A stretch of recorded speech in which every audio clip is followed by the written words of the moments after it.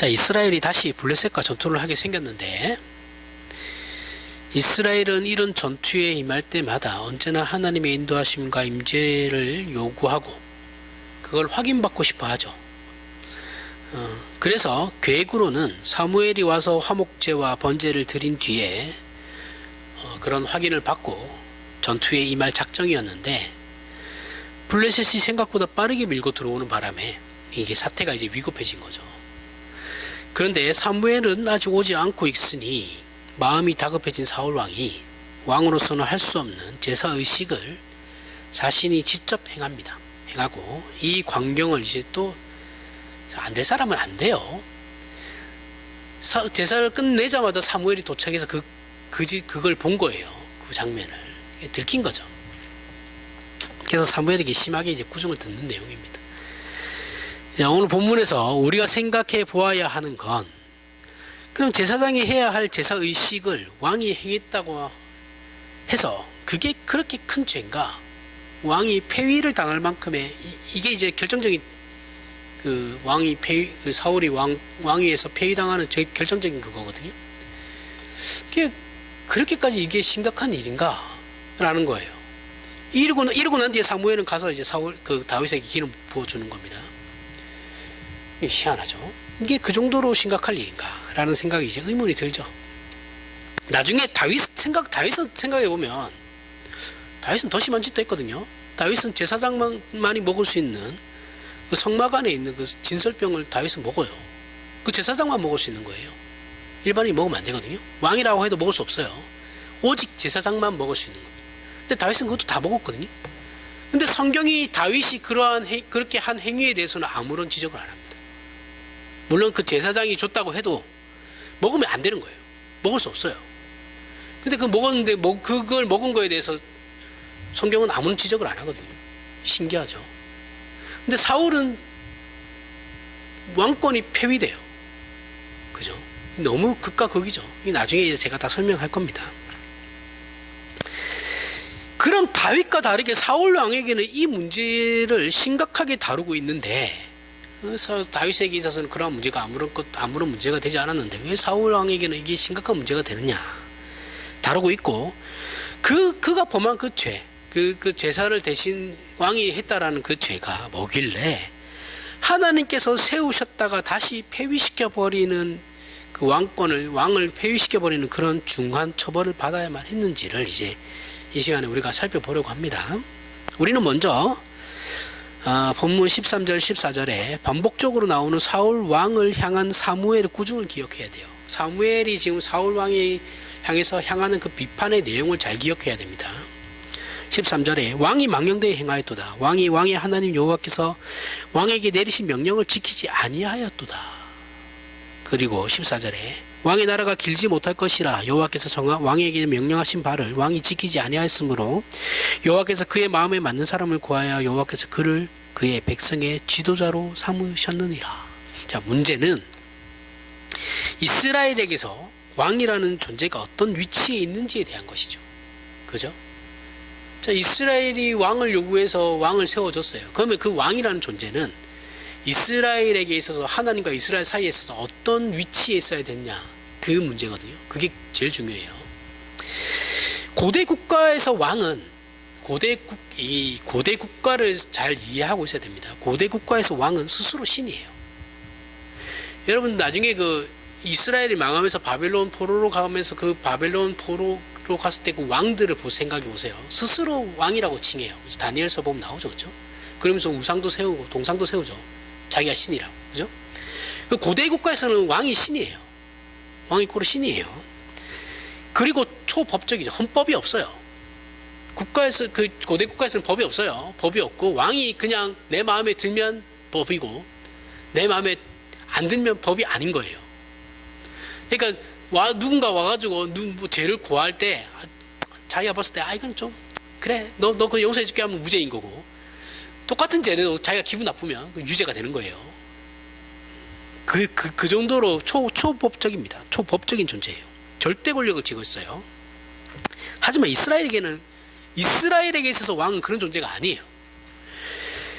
13절에서 사무엘은 왕이 왕의 하나님 여호와께서 왕에게 내리신 명령을 지키지 아니하였도다라고 말하고 있죠. 그렇죠? 그렇게 비판하고 있습니다.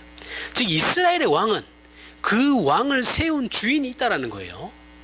왕이 절대 권력자가 아니고 그 위에 절대 권력을 지닌 존재가 존재한다라는 거죠.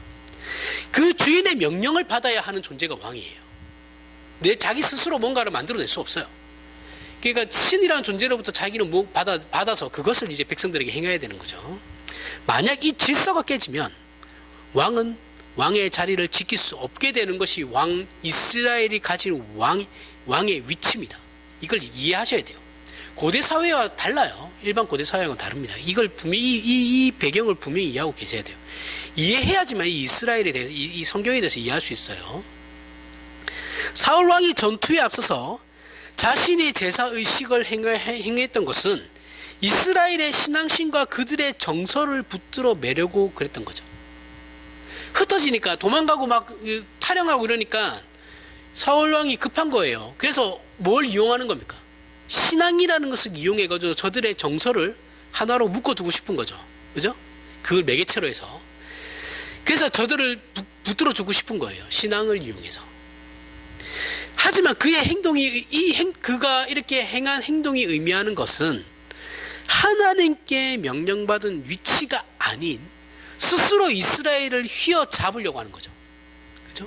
하나님을 빼버리고 자기가 자기 생각으로 이스라엘 백성들을 신앙을 이용해서 이게 자기가 휘어잡고 싶은 거예요. 즉 하나님의 명령을 받지 않는 자리로 나아가서 스스로 백성들을 자기 힘으로 제어하려고 한 이게 문제라는 거예요. 하나님을 제외시켰어요. 이게 심각한 죄라는 거죠. 왕은 절대 그러면 안 됩니다. 본문 14절에 지금은 왕의 나라가 길지 못할 것이라 여호와께서 왕에게 명령하신 바를 왕이 지키지 아니하였으므로 여호와께서 그의 마음에 맞는 사람을 구하여 여호와께서 그를 그의 백성의 지도자로 삼으셨느니라. 자, 세상의 왕은 자기가 그만두지 않는 한은 계속해서 그 권력을 누릴 수 있는 자리에 있죠. 그죠? 왕은 죽어야 끝나는 거예요. 아니면 그냥 상황이 되는 방법도 있죠. 근데 상황이 되면 그것도 골치 아파집니다. 근데 어쨌든 이 권력의 맛을 보면 죽을 때까지 그걸 안 놓으려고 그래요. 그게 사람입니다. 그래서 그 죽을 때까지 계속해서 그 권력을 누릴 수 있어요. 그렇지만 이스라엘의 왕은 그렇지 않아요. 하나님께서 얼마든지 다른 사람으로 다시 왕으로 세울 수 있는 구조예요. 하나님 마음에 안 들면 언제든지 내칠 수 있어요. 하나님만이 절대 권력자이시고 왕은 그 밑에 있는 존재일 뿐이라는 겁니다. 그래서 사무엘이 끝까지 이스라엘 백성들에게 비판했던 내용이 뭐예요? 야, 이런 존재인데 왕이 왜 필요해? 라는 거잖아요. 그죠? 야, 왕이라고 해봐야 너희들하고 다를 게 없어. 그냥 너희들한테서 세금만 빼가는 존재일 뿐이야. 다른 나라는 모르겠는데 이스라엘에게는 그럴 수밖에 없는 존재인데 왜 너네는 왕을 요구하냐라는 거예요. 이 계속해서 이스라엘에게 행했던 그 비판이죠. 사무엘상 12절 1절에서부터 2절에 사무엘이 온 이스라엘에게 이르되 보라 너희가 내게 한 말을 내가 다 듣고 너희 위에 왕을 세웠더니 이제 왕이 너희 앞에 출입하느니라. 보라 나는 늙어 머리가 희어졌고 내 아들도 너희와 함께 있느니라. 내가 어려서부터 오늘까지 너희 앞에 출입하였거니 와. 자, 왕은 백성 앞에 출입하는 자라고 사무엘이 정의하고 있어요. 그리고 그것은 사무엘이 이스라엘 앞에서 출입한 것과 같은 근본적인 직무라고 얘기하는 거예요. 사무엘이 어렸을 때부터 이스라엘 백성을 향해서 백성들에게 출입한 것과 동일하게 왕도 왕으로서 이스라엘 사이에 출입하는 존재라는 거예요. 다를 게 없다라는 거죠. 그 얘기인데 그 똑같은 직무를 가지고 있는 건데 백성 앞에 출입한다는 게 그럼 무슨 말이냐, 무슨 의미인지를 이제 이해를 해야 되죠. 그걸 알아야 됩니다. 그 의미를. 그래서 열왕기상을 살펴보겠습니다. 열왕기상 3장 3절에서부터 9절에 솔로몬이 여호와를 사랑하고 그의 아들, 솔로몬은 다윗의 아들이죠. 여호와를 사랑하고 그의 아버지 다윗의 법도를 행하였으나 산당에서 제사하며 분향하더라. 이에 왕이 제사하러 기브온으로 가니 거기는 산당이 큼이라. 솔로몬이 그 제단에 1,000번제를 드렸더니 기브온에서 밤에 여호와께서 솔로몬의 꿈에 나타나시니라. 하나님이 이르시되 내가 내게 무엇을 줄고 너는 구하라. 솔로몬이 이르되 주의 종 내 아버지 다윗이 성실과 공의와 정직한 마음으로 주와 함께 주 앞에서 행하였으므로 주께서 그에게 그 큰 은혜를 베푸셨고 주께서 또 그를 위하여 큰 은혜를 항상 주사 오늘과 같이 그의 자리에 앉을 아들을 그에게 주셨나이다. 나의 하나님 여호와여 주께서 종으로 종의 아버지 다윗을 대신하여 왕이 되게 하셨사오나 종은 작은 아이라 출입할 줄을 알지 못하고 왕께서 택하신 백성 가운데 있나이다. 그들은 큰 백성이라 수요가 많아서 셀 수도 없고 교록할 수도 없사오니 누가 주의 이 많은 백성을 재판할 수 있사오리까. 듣는 마음을 종에게 주사 주의 백성을 재판하여 선악을 분별하게 하옵소서. 자, 여기서 이제 그 1000번제가 나오죠. 이 1000번제는 1000번의 제사를 드렸다라는 의미가 가질 수 있지만 한꺼번에 1000번, 한꺼번에 1000번의 제사를 한꺼번에 드렸다는 의미도 있어요. 이게 어떤 게 정답인지는 몰라요. 근데 우리는 보통 1000번제 이러면서 교회 헌금하죠, 그렇죠? 이것도 어디다 갖다 붙인 건데 안 해도 돼요. 그런 거 안 해도 됩니다. 1000번제가 어디 있어요? 그 1000번제 해서 매주 이렇게 헌금한 거의 3년까지 3년 정도 이렇게 헌금하는 거 1000번이라 해가지고 교회에서 막 헌금 뜯어내잖아요, 그죠? 그런 거 안 해도 됩니다. 그런 의미일 수도 있고 솔로몬이 한꺼번에 그냥 1000번의 제사를 한꺼번에 드린 걸 수도 있어요. 어떤 건지 몰라요. 근데 뭐 코에 걸면 코걸이고 귀에 걸면 귀걸이라고 그런 식으로 헌금 뜯어내는 건 말도 안 되는 겁니다. 그런 거 하지 마세요. 솔로몬은 자신이 맡은 왕직을 수행하기 위하여 지혜가 필요하다고 얘기하고 있어요. 그렇죠? 그 1000번 뛰게 하나님께서 솔로몬이 한 짓이 이쁘니까 가서 너 뭐 받고 싶냐 이랬더니 솔로몬이 나는 작은 아이라서 이 큰 백성들을 다스릴 수 없으니 나에게 지혜를 주십시오. 출입할 수 있는 지혜를 주십시오. 라고 얘기하는 거죠. 작은 아이라 출입할 줄을 알지 못하고 라고 이렇게 표현합니다. 여기서 출입한다는 것은 길을 보인다라는 뜻이에요. 출입한다. 백성들 가운데 출입한다는 건 내가 백성들에게 길을 볼 수 있는 자가 되게 해 주십시오. 라는 거예요. 모범이 되는 자가 되게 해 주십시오. 안내하는 자가 되게 해 주십시오. 인도하는 자가 되게 해 주십시오. 라는 의미예요. 이스라엘에게 왕은 법도 행하고 모범을 보이는 자여야만 하는 겁니다. 무엇이 하나님의 길이고 어떻게 하는 게 하나님의 백성으로서의 진정한 모습이며 삶인지를 솔선수범하여 그 길을 안내해야 하는 지도자인 거예요. 그게 이스라엘의 왕이에요. 이 일은 이후에 솔로몬이 지혜를 구하는 데서 더 분명해지죠. 그죠? 솔로몬은 뭐라고 합니까? 출입할 줄 모른다. 작은 아이라 출입할 줄 모른다고 하는데 그 뒤에 하는 말이 이 백성을 재판하기 위해서 나에게는 지혜가 필요합니다. 라고 하죠. 재판이라는 말을 사용한 것은 본문 끝에 주의 백성을 재판하여 선악을 분별하게 하옵소서에서 드러나듯이 솔로몬은 자신이 이스라엘에게 옳은 길을 볼 수 있기를 원합니다. 왕으로서 내가 앞장선 자로서 그들에게 본이 되기를 원합니다. 그들을 하나님과 그 백성 사이에서 사사가 했던 그 재판, 판결, 백성들이 하나님의 길을 따르지 않을 때 내가 하나님 편에 서서 이들에게 재판을 할 수 있는 지혜를 주십시오 라는 겁니다. 뭐 사사와 별 다를 게 없어요. 그 지혜를 달라는 거죠. 그 재판할 수 있는. 우리는 사사시대의 사사들이 주변국으로부터 이스라엘을 지키고 또 이스라엘이 하나님의 법도를 지키게 하려고 세워진 재판관들임을 알아요. 우리는 사사기에 나오는 사사를 고난에 빠진 이스라엘을 하나님을 의지해서 구원해낸 이제 영웅들로 생각하기 때문에 우리는 이제 그 사사를 재판관으로 생각하기보다는 군사적 의미로 많이 생각하죠. 그래서 영웅으로 보는 거예요. 근데 그렇지 않다라는 거죠. 사사는 그런 군사적 의미에서의 그 영웅이 아니에요. 히브리 원어나 영어는 사사를 판사라고 얘기하고 있습니다. 판사라고 합니다. 판사라고 하는데 실제로 사사들의 역할도 판사예요. 판사의 역할을 한 거예요. 하나님의 율법을 가지고 너희들이 지금 이스라엘 백성들에게 너희들이 하나님의 옳은 길로 행하고 있냐 아니냐를 판단했던 것이지 군사적으로 힘을 가져가지고 이스라엘을 좌지우지하는 그런 존재들이 아니에요. 사사는 그런 게 아닙니다. 그런데 이 우리말 성경에서는 이게 약간 애매해요. 우리말 성경이 사사라고 하는 말은 이게 중국에서 이제 들어온 거죠. 산자를 쓰다 보니까 이제 선비사자에 스승사자를 쓰거든요. 그러니까 이제 가르치는 자의 의미가 강해요. 그러니까 스승이라는 의미가 강하죠. 그걸 더 강조하고 있어요. 그러다 보니까 이 판사라는 의미가 잘 와닿지 않는 거죠.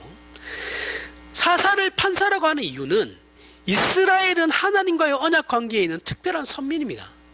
어떤 언약 관계에 있느냐 하면 이스라엘은 하나님만을 유일신으로 섬겨야 하고 하나님께서는 이스라엘의 하나님이 되시기로 한 그 언약의 관계예요.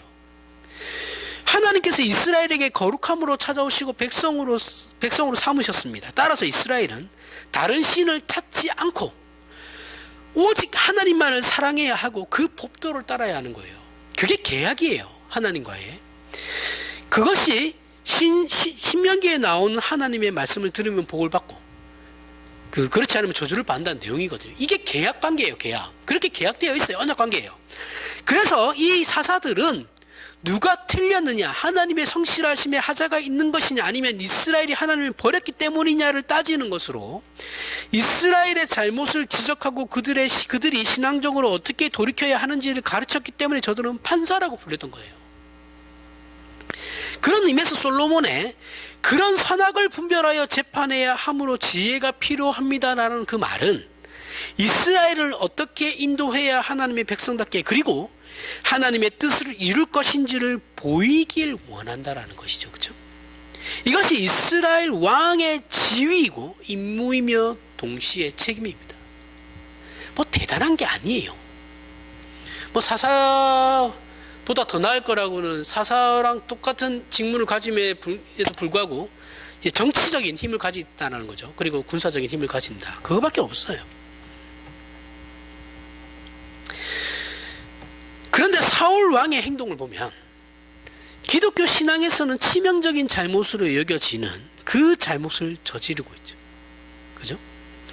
그는 신앙을 동원해서 하나님과 자신의 관계와 하나님의 주권과 영광이 드러나는 걸 배제시켰어요.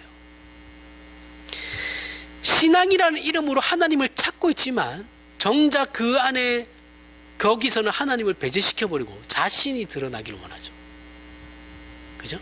하나님은 저기 일단 명분은 하나님이라고 쓰고 있지만 그 하나님은 사실은 배제시켜버리고 자신이 그 신앙을 동원해서 이스라엘을 휘어잡고 싶은 거예요. 그저 신앙을 동원해서 자기 자신을 증거로 삼아 자신의 권위만을 나타내는 죄를 저지르는 것이죠. 이 문제는 사무엘상 서두에서 첫 번째 블레셋과의 전투에서 이미 등장했고 이스라엘은 자신들은 하나님의 백성이고 전능하신 하나님을 섬기고 있으니 당연히 하나님께서 자신들의 편을 들어주실 걸로 생각하고 전투에 나갔다가 많은 사람이 죽어요. 그 결과에 당황한 이스라엘이 이건 하나님의 인자하심이 없어서 그런 거다. 자신들이 진 것이다라고 새기고 이번에는 어떻게 합니까? 하나님이 법궤를 가져다가 하나님이 우리가 함께 하실 거야. 하나님이 법궤는 하나님의 임재의 상징이니까. 이것까지 동원했는데 하나님께서 우리에게 우리 편을 들어주시지 않을 리가 없어. 그죠? 왜요? 법궤는 하나님의 임재의 상징이니까. 거기에 시은자의 하나님이 보좌가 하나님이 임재하고 계시니까. 그걸 들고 나왔는데 우리가 지겠어? 졌죠. 더 많이 죽어요. 그죠? 더 많이 죽고 법궤도 뺏깁니다. 여기서 성경이 우리에게 주는 교훈과 당시 이스라엘이 깨우쳐야만 했던 문제는 하나님은 기계적으로 움직이시는 분이 아니다라는 거죠. 그렇죠?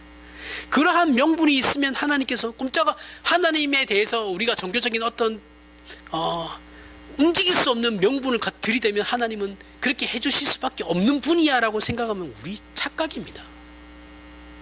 하나님, 내가 이 성경 말씀을 근거로 하나님께 기도하고 있잖아요. 하나님 저에게 복 주신다 했으니까 나 이번 사업 잘 되게 해주셔야죠. 이게 나의 복입니다. 움직일 수 없는 근거를 제가 지금 들이대고 있잖아요. 그렇게 생각하면 착각이에요. 그런 분이 아니시다라는 거예요. 그 복의 의미도 들이대려면 좀 잘 알고 들이대셔야죠. 자기가 잘 되는 게 복이라고 생각하는 건 자기 생각이죠. 하나님 볼 때 잘 되는 거는 내가 성장해 가는 거거든요. 그러기 위해서는 그 사업이 실패하는 게 내가 성장하는 거라면 하나님께서는 그렇게 하시는 겁니다.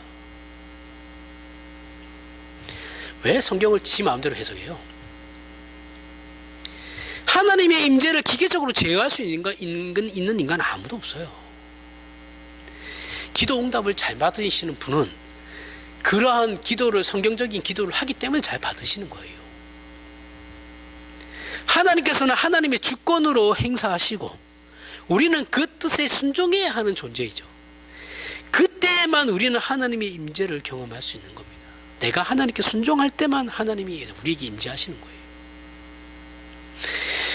우리는 간구해야 하고 엎드려야 하며 그 뜻을 쫓아야만 하는 존재들이지, 우리가 하나님을 제어하고 내 입맛대로 지금 사울처럼 내가 이렇게 종교적인 명분을 행하면 하나님이 꼼짝없이 우리를 도와주실 거야 라는 그런 거는 없습니다. 기독교 안에는. 이건 오늘 본문에서 사무엘이 사울왕을 꾸짖는 그 내내 하는 말이에요. 왕의 하나님 여호와께서 왕에게 내리신 명령을 지키지 아니하였도다. 네가 하나님 말씀을 안 지켰잖아. 여기서 주종관계가 분명히 드러나죠. 네가 너의 주인인 하나님의 말씀을 안 지켰잖아. 이 관계를 사울왕이 신앙이라는 이름으로 깨어버린 거예요. 주종관계가 분명히 있고 사울이 그걸 지적했는데 그 전에 사울은 자기의 주인은 하나님이 아닌 거예요. 사울은 처음부터 자신의 주인은 하나님이 아니에요.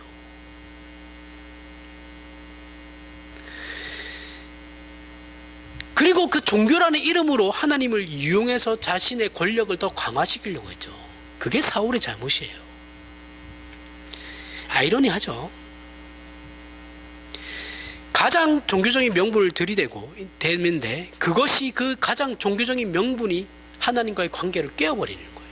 아이러니한 겁니다. 우리도 똑같아요. 이스라엘은 종교를 동원하여 하나님 앞에 서지 않아도 하나님의 힘만을 빌려올 수 있다고 믿은 것이 법궤를 빼앗긴 사건이죠. 그죠?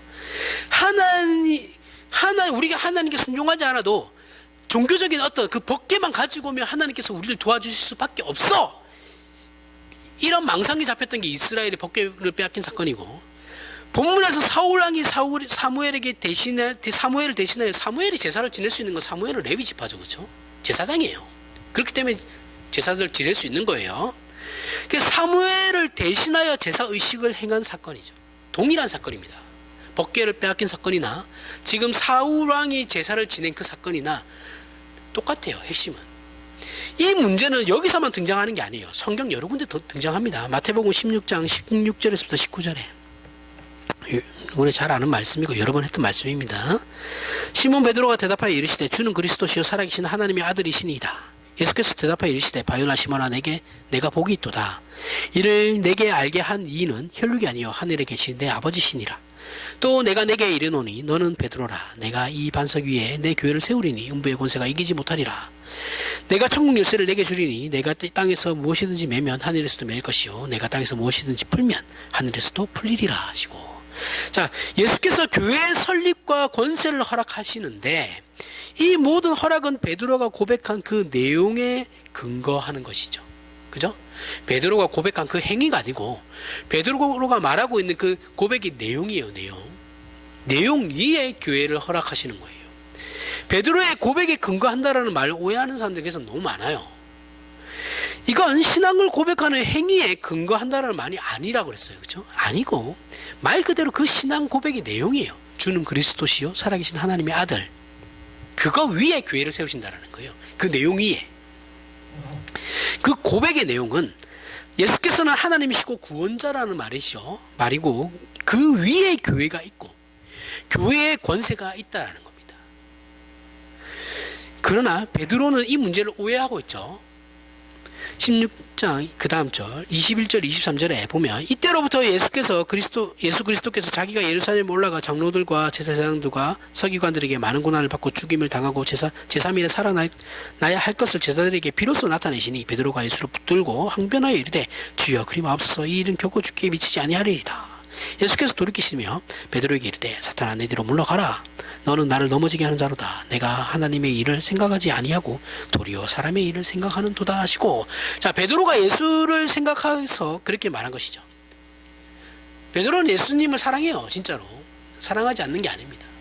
사랑합니다. 너무 사랑해서 예수님께서 죽어야 된다 했을 때 아니에요.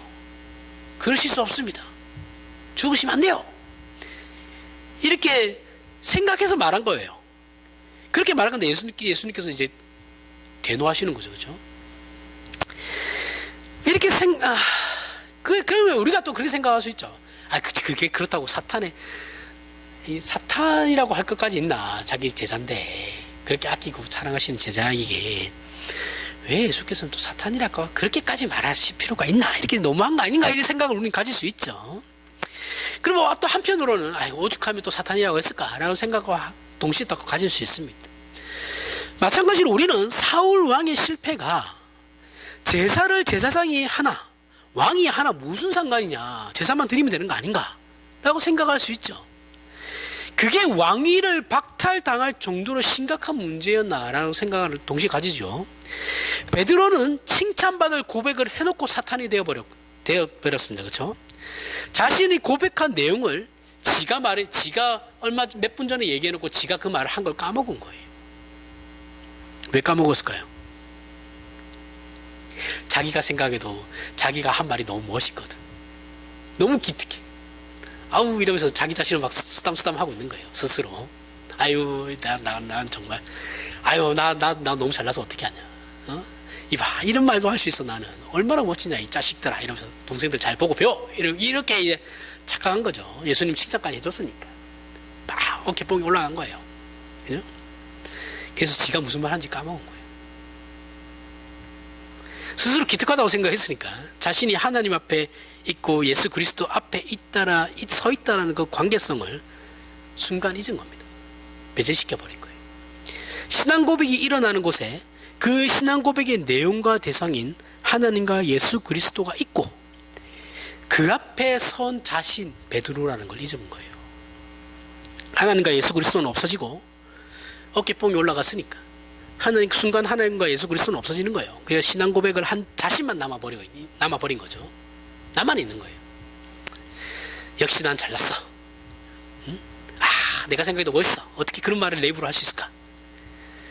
이렇게 이런 일이 발생하면 이런 일은 목사들에게 많이 일어나요. 실제적으로. 조심해야 됩니다. 이런 일이 발생하면 그 사람은 더 이상 왕이 될 수 없어요. 신자가 될 수도 없어요. 목사가 해서도 안 됩니다. 목사는 정말 여기에 간당간당하게 서 있는 사람들이거든요. 그래서 늘 조심해야 돼요. 마태복음 4장 1절에서 7절. 그때 예수께서 성령에게 이끌려 마귀에게 시험을 받으러 광야로 가사 40일을 밤낮으로 금식한 후에 줄이신지라. 시험하는 자가 예수께 나와 이르시되 내가 만일 하나님의 아들이거든 명하여 이 돌들로 떡덩이가 되게 하라. 예수께서 대답하여 이르시되 기록되었을 때 사람이 떡으로만 살 것이 아니요 하나님의 입으로부터 나오는 모든 말씀으로 살 것이라 하였느니라 하시니. 이에 마귀가 예수를 거룩한 성으로 데려다가 성전 꼭대기에 세우고 이르되 내가 만일 하나님의 아들이거든 뛰어내리라. 기록되었을 때 그가 너를 위하여 그의 사자들을 명하시리니 그들이 손으로 너를 받들어 발이 돌에 부딪히지 않게 하리로다 하였느니라. 예수께서 이르시되 또 기록되었을 때 주 너의 하나님을 시험하지 말라 하였느니라 하시니. 자, 예수께서 공생애를 시작하기 전에 받게 되는 3가지 시험이죠. 많이 했습니다. 그죠? 많이 했고 이게 그만큼 중요해요. 사탄이 예수를 시험하는 내용의 전제가 뭐예요? 네가 만일 하나님의 아들이거든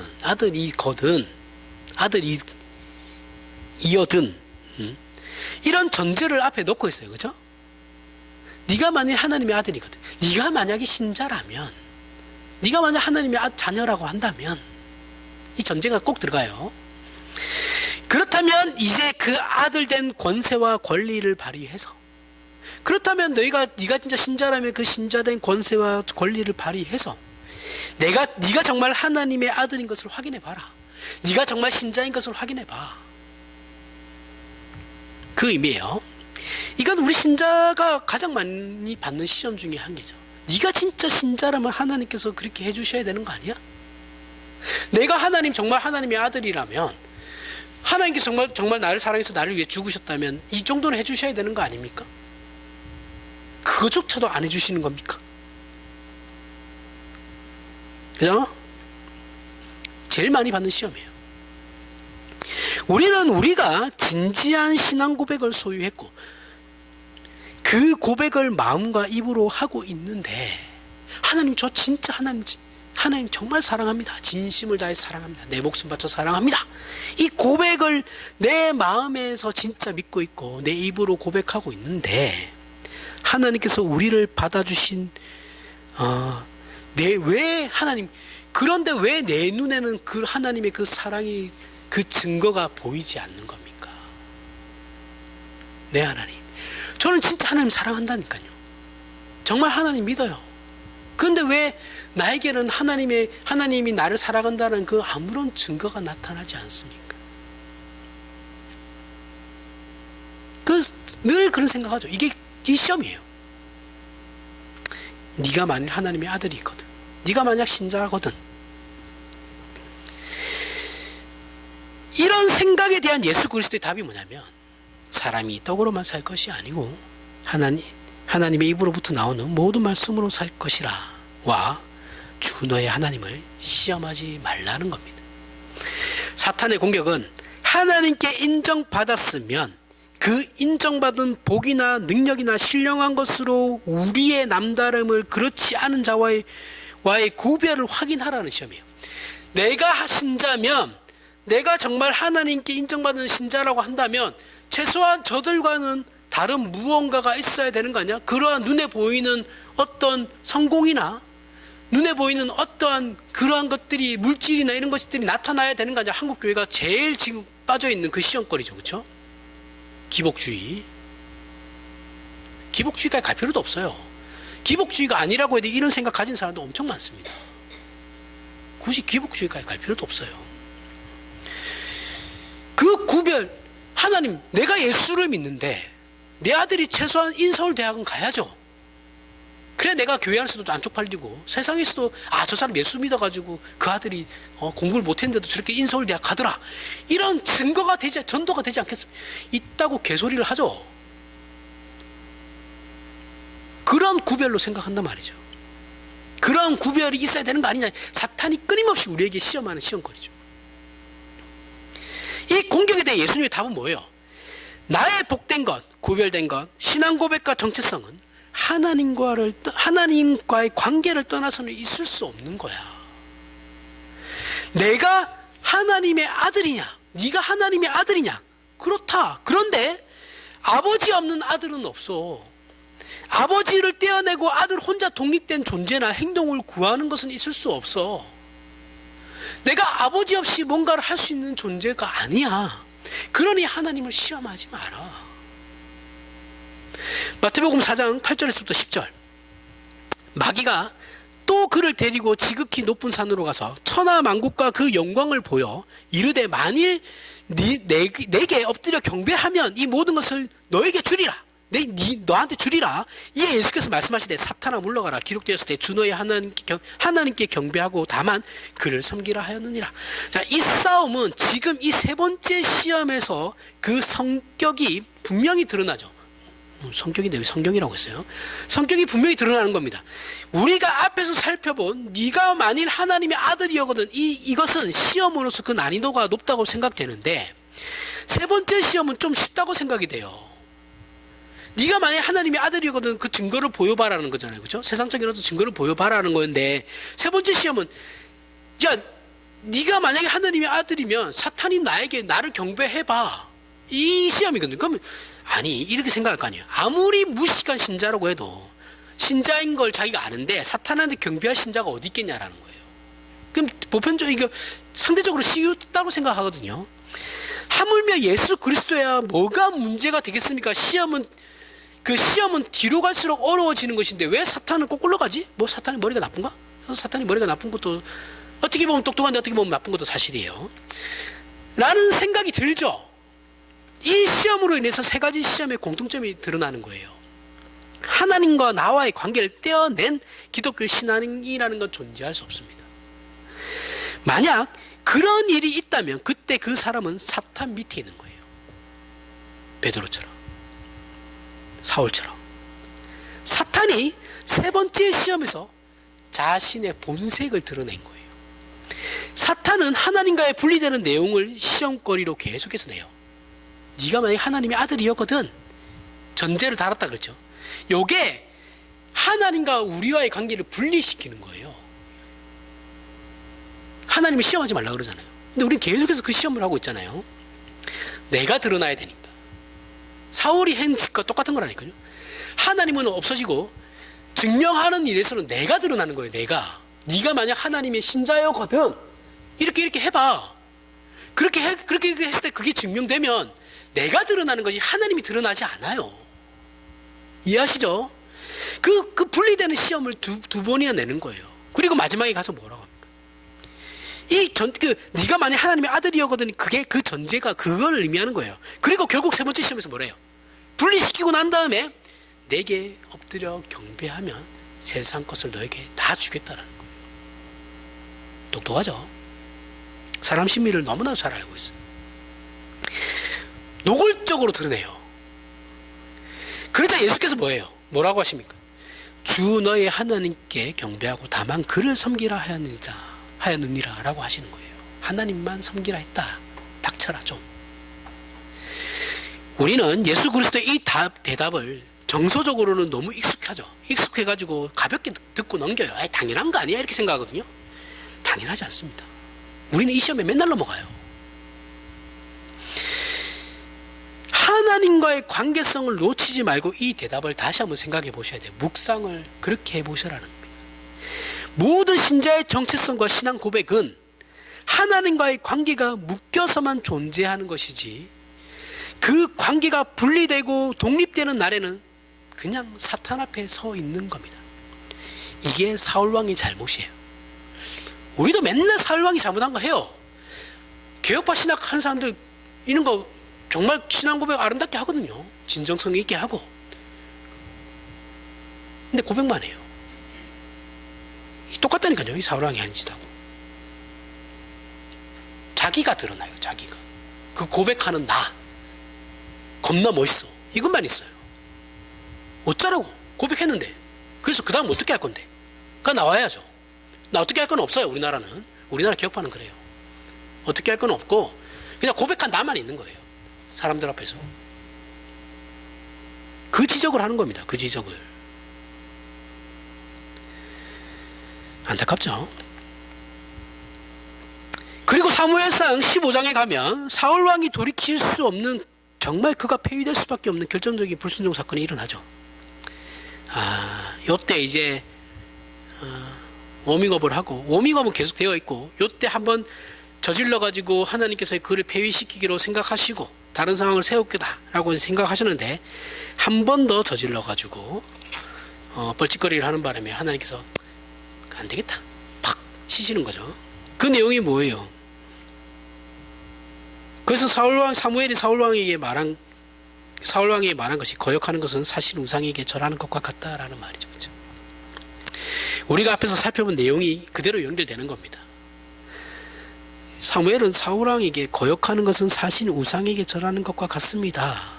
하나님을 믿지 않는 것과 같습니다. 라고 얘기하는 건데, 사실 우리는 이 문제가 신자들에게 가장 본질적이고 보편적인 신앙 현실에 관한 문제인지를 확인을 해야 돼요. 이 말이 나온 건 뭐예요? 사무엘이 진멸하라 그랬는데, 아말렉 족속을 진멸하라 그랬는데 진멸하지 않고 어떻게 해요? 좋은 것을 남기고 오죠. 그죠? 그리고 왕을 살려줘요. 그쪽 왕을. 하여튼 좋은 것을 취해서 이제 제사를 드리려고 했다 있다고 이상한 소리 해가지고 사무엘이 열받아가지고 순종이 제사보다 낫다 이 말을 하고, 그죠?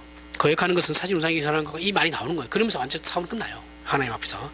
근데 이게 이제 이 문제가 신자들에게 가장 본질적이고 보편적인 신앙 현실에 관한 문제라는 것을 우리는 확인해야 되는데, 그게 이제 고린도 후서에 나옵니다. 고린도 후서 1장 8절에서 9절에 형제들아, 우리가 아시아에서 당한 고난을 너희가 모르기를 원하지 아니하노니 힘에 겹도록 심한 고난을 당하여 살 소망까지 끊어지고 우리는 우리 자신이 사형 선고를 받은 줄 알았으니 우리는 우리로 자기를 의지하지 말고 오직 죽은 자를 다시 살리시는 하나님만 의지하게 하심이라. 자, 기독교 역사상 하나님의 일꾼으로 가장 훌륭한 사람은 사울이에요. 신구약을 다 통틀어서. 사울만큼 훌륭한 사람은 없습니다. 단연코 최고예요. 그런 하나님의 종에게 하나님께서 무슨 일을 시키시느냐 하면 너는 나만 붙잡고 살아야 돼.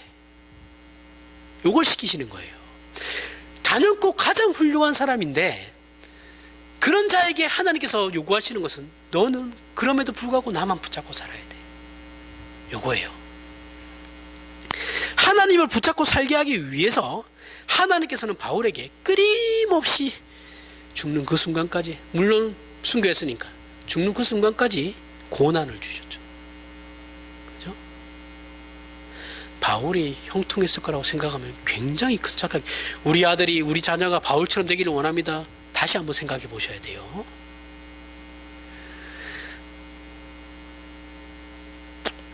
끊임없이 고난을 주셨다는 것이 지금 바울의 고백이에요. 본인 입으로 얘기하는 거예요. 본인 입으로. 아시아에서 당한 환난은 고린도후서 11장에서 소개된 내용을 한마디로 요약한 겁니다. 고린도후서 11장 24절에서 27절에 유대인들에게 40에서 하나 감한 매를 5번 맞았으며 3번 태장으로 맞고 1번 돌로 맞고 3번 파선하고 1주야를 깊은 바다에서 지냈으며 여러 번 여행하면서 강의 위험과 강도의 위험과 동족의 위험과 이방인의 위험과 시내의 위험과 광야의 위험과 바다의 위험과 거짓 형제 중의 위험을 당하고 또 수고하고 애쓰고 여러 번 자지 못하고 줄이며 목마르고 여러 번 굶고 춥고 헐벗었노라. 이 환난을 평생을 당한 거예요. 평생을 당할 때 바울은 스스로 이제 정말 끝이구나라는 생각까지 갔다라는 거예요. 아, 이제 나는 이제 여기서 끝이구나. 그 생각까지 했다라는 거예요. 그런데 그 이유가 자신을 의지하지 말고 하나님만 의지하게 하기 위해서 하나님께서 바울을 그렇게 몰아가셨다라는 거예요. 어떤 하나님입니까? 죽은 자를 살리시는 그 하나님만 의지하게 하셨다라는 거예요. 바울의 신앙이 그냥 그렇게 뚝딱 나왔다고 생각하시면 안 됩니다. 그런데 우리는 기독교 신앙이라는 걸 이렇게 부정하고 가난한 게 아니라, 부정적이고 가난한 게 아니라 하나님 앞에 헌신하면 하나님께서 그 헌신을 기쁘게 받으셔서 우리 인생을 통해 마음껏 충성하고 일하게 하심으로 하나님께서 영광 받으신다라고 생각하죠. 지금 바울은 아니다라고 하는데 우리는 그렇다라고 생각하는 거예요. 바울은 내가 자신을 하나님만을 바라보게 하기 위해서 하나님께서 끊임없이 자신을 몰아쳐가고 있다. 환난 가운데 몰아쳐가고 갔다라고 얘기하고 있는데 우리는 내가 이렇게 바울처럼 헌신했으니 하나님 나의 인생에 이제 형통함을 주실 거야 라고 생각하는데 바울은 그게 아니야 이렇게 얘기하고 있는 거예요. 착각하지 마. 성경은 늘 우리가 하나님을 놓을까봐 걱정해요. 아유, 내가 신앙 고백했잖아요. 하나님, 내가 이제 하나님 믿습니다. 하나님은 절대 주권자시고 하나님만이 우리의 주인이시며 그 하나님만을 내가 온전히 믿으며 내 평생을 바치겠습니다. 고백하면 그게 끝인가요? 아니라고요. 그 고백만 했다고 끝이 아니라고요. 그럼에도 불구하고 성경은 우리가 하나님을 놓을까봐 조마조마하게 우리를 바라보고 있다고요. 하나님께서는 하나님을 찾을 필요가 없어. 혹여 그것이 신앙이라는 이름이라도 자신의 존재나 삶 또는 어떤 경우나 시기에 우리가 혼자 서 있을까봐 하나님께서 걱정하시는 겁니다. 우리가 잘 되면 하나님을 안 찾죠. 왜 찾겠어요? 잘 될 리가 없잖아요. 세상적으로. 당연한 거 아닙니까? 조금만 생각하면 그걸 알 수 있는데 그게 복이라고 생각하고 그것만을 향해서 달려가는 저 무지복매한 인간들을 어떻게 해야 되냐고요. 누가 기독교를 예수를 믿으면 잘 된다고 그럽니까? 그런 거짓말은 이제 안 통해요. 뭘 잘 돼요? 잘 되기는 힘들어 죽겠는데 맨날. 아니, 잘 됐습니까? 잘 됐어요? 잘 되신 분 있어요? 예수 저보다 오래 다녔으니까. 잘 되셨냐고요. 뭘 잘 돼요? 있는 재산도 다 까먹었는데. 자식들이 성공했어요? 세상적으로 명예를 얻고 부를 얻었어요? 안 됐잖아요. 본인의 내가 내 증인이에요. 내 신앙에 내가 증인이 될 수 있죠. 안 돼요.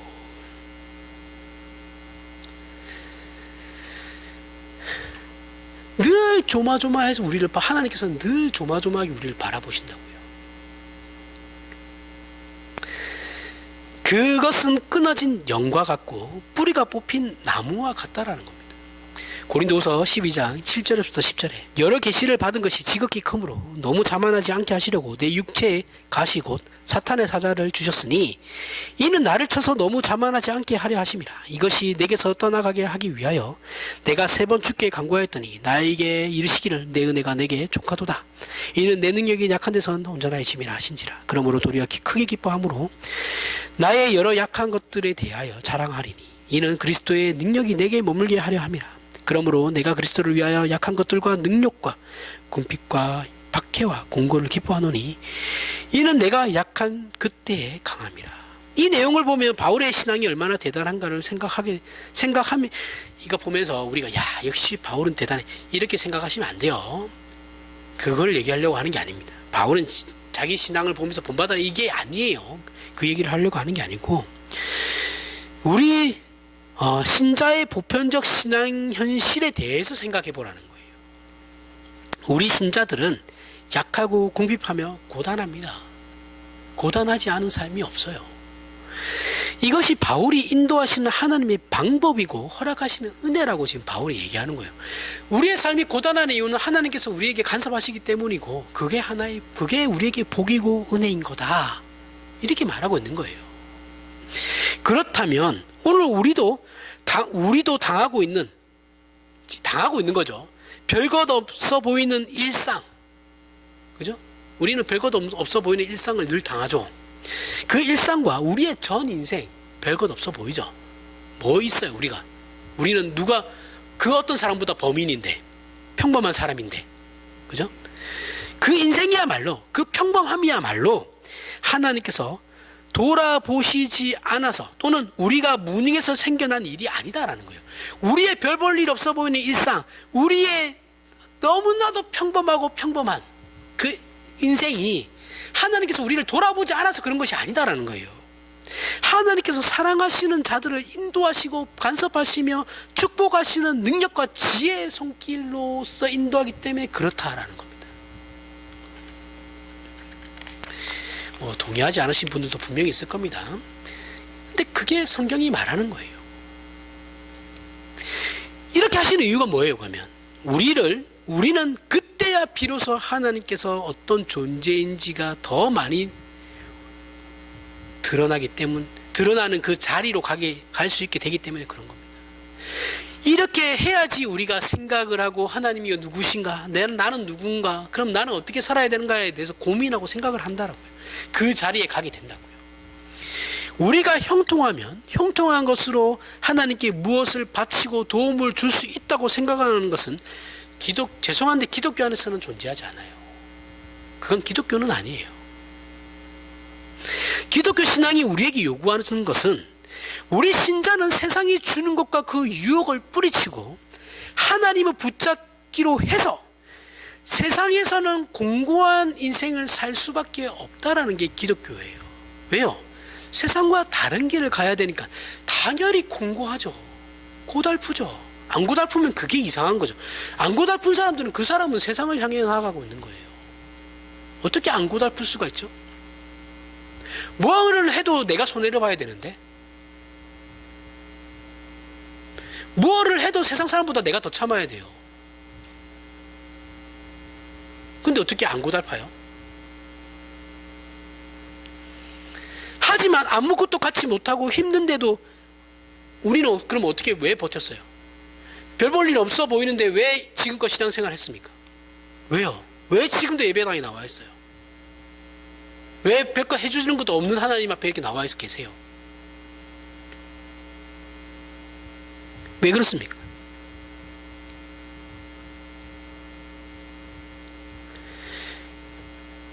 아무것도 갖지 못하고 힘든데도 어떻게 저렇게 버틸 수 있는가를 세상 사람들에게 보이기 위함이죠. 그렇죠? 쟤들은 뭐도 없어. 근데 세상 정말 기쁘게 잘 살아. 감사하면서. 그러면서 왜 그런데? 저 사람이 예수를 믿는데. 이게 전도예요. 우리가 가진 어떤 재능이나 권력이나 재력이나 건강으로 하나님께 무슨 도움이 될 거라고는 생각은 1도 하시면 안 됩니다. 그런 거 없어요. 하나님 거지가 아니에요. 하나님이 뭐 돈이 없어서 우리에게 돈을 주셔가지고, 아니에요. 그렇지 않습니다. 그건 내가 잘 되고 싶으니까 그런 거죠. 명분을 하나님을 갖다 들이대는 거죠. 이건 기독교 신앙을 굉장히 하찮게 만드는 거예요. 제발 하나님을 위해서 땅끝까지 갈 생각하지 마세요. 지금 주어진 삶, 지금 저와 여러분에게 주어진 그 삶, 오늘 하루를 성실하고 충성하며 사시면 됩니다. 그게 우리가 해야 할 일이에요. 선교사는, 그리고 목사는 정말 특별히 소명받은 사람들이나 하는 거예요. 우리의 약하고 공고하며 별 볼 일 없어 보이는 그 인생이 세상 안에서 우리가 하나님을 섬기며 살기에 그 인생에 감사할 수 있고 넉넉히 견디는 것이라는 걸 증언하는 그 자리가 우리 신자의 삶이에요. 그것보다 더 크게 하나님을 증언하는 다른 방법을 하나님께서는 요구하시지도 않아요. 우리는 요만큼 가졌는데 하나님께서는 이만큼 가진 걸로 하나님의 일을 하기를 그런 거 우리에게 요구하시지 않아요. 그만큼의 일을 하는 사람은 하나님께서 그만큼의 또 물질도 주시는 거예요. 우리에게 그런 일을 맡기실 거면 우리는 이미 부자가 됐어야죠. 아니잖아요. 우리는 우리의 삶에 충실하면 됩니다. 그런 걸 원하시지도 않아요. 가진 거 개뿔 없는데 하나님 내가 예배당을 짓는데 건축원금을 1억 하고 싶어요. 주십시오. 뭐 하려고요? 어디다 쓰려고요? 그거 돈 있는 사람이 다 할 거예요. 걱정하지 마세요. 그 예배당이 하나님 정말 원하시는 거라면. 돈 있는 사람이 예배 헌금합니다. 자기가 안 해도 돼요. 뭐 그거는 전세 보증금 빼가지고 교회도 헌금, 그냥 괜히 교회하고 자녀들하고 싸움 나고 하지 말라고요. 그런지. 그렇게 사울왕은 폐위를 받는 거예요. 그래서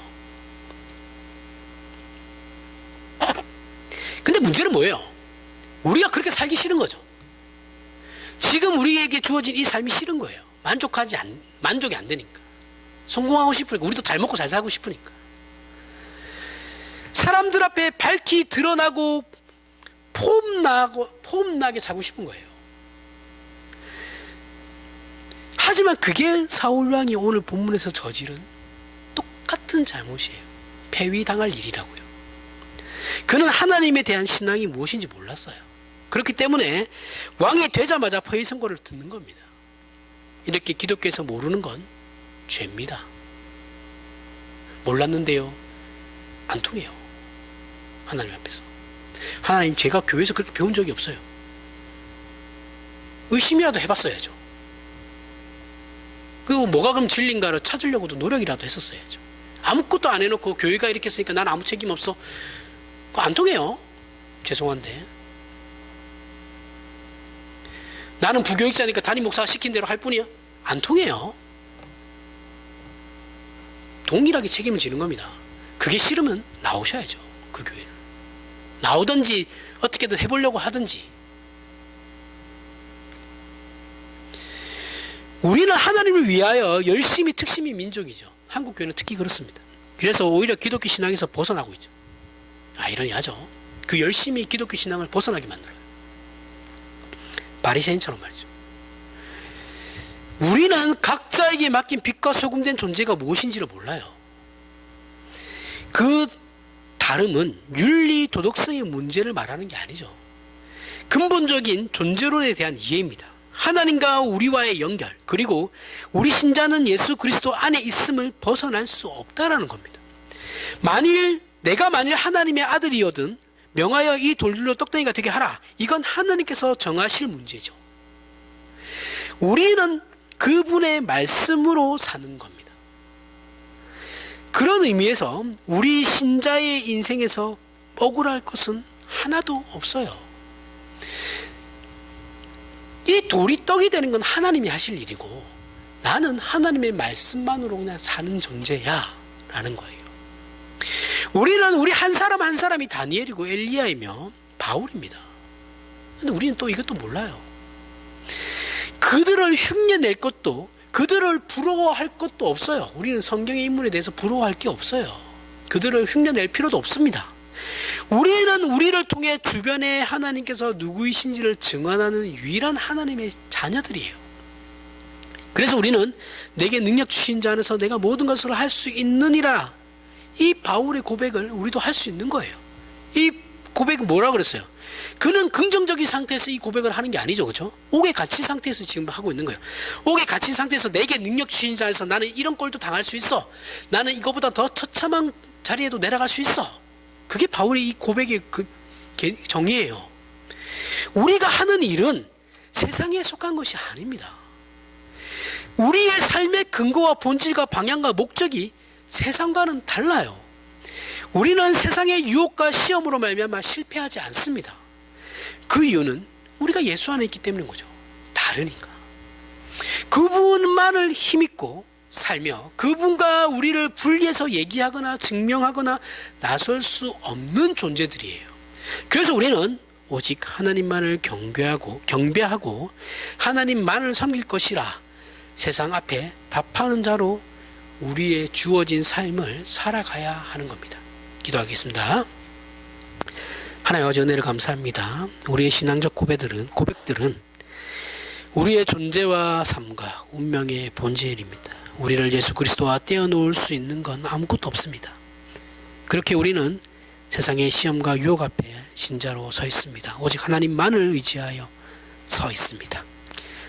하지만 우리의 연약하고 어리석고 미련함을 인하여 더욱더 주를 의지하오니 우리의 존재와 생애를 통하여 하나님 영광 받으시고 은혜를 베풀어 주시옵소서. 그렇게 부름받은 삶을 믿음으로 인내하고 충성하고 지켜내는 우리가 되게 하여 주시옵소서.